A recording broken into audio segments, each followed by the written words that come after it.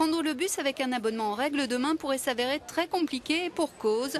2 à 3 heures d'attente devant l'espace mobilité quand on n'arrive pas devant des guichets fermés. Dans la file d'attente, ça grogne. Je suis venue ce matin à 11 h, il y avait trop de monde, je suis partie manger, je suis revenue, pareil. Je reviens de vacances, j'ai pas le choix, ils reprennent l'école demain, donc c'est aujourd'hui, j'ai pas le choix.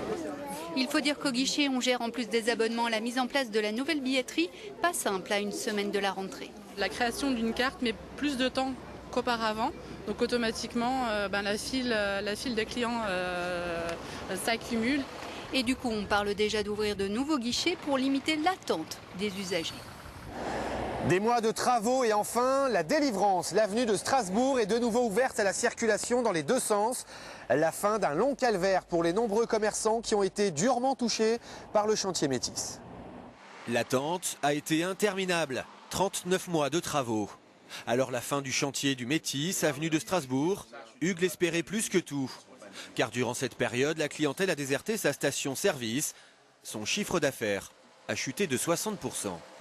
Un sentiment de soulagement, mais en même temps une inquiétude, parce qu'on attendait la fin des travaux. Mais on se dit, est-ce qu'on aura toujours ce passage?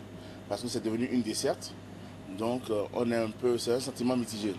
3 ans de travaux, de difficultés de circulation et de complications. Mais depuis 3 jours, l'avenue de Strasbourg est réouverte dans les deux sens. Un nouveau look qui ne convient guère à ce commerçant car les clients ne peuvent pas se garer devant chez lui. Si ça continue comme ça, j'y ferme. Je ne peux pas continuer. Que les gens ne s'arrêtent pas. Avec quoi qu'ils travaillent? Tous les commerces ont vu leur chiffre d'affaires chuter et les clients s'éloigner. Vont-ils revenir et reprendre leurs bonnes habitudes? Pendant 3 ans, quand les gens vont ailleurs, c'est pas parce qu'aujourd'hui on dit que l'avenue de Strasbourg est ouverte qu'ils vont revenir sur l'avenue. Il va falloir espérer qu'ils reprennent cette route-là. Et donc on va attendre, avec le temps, on va voir.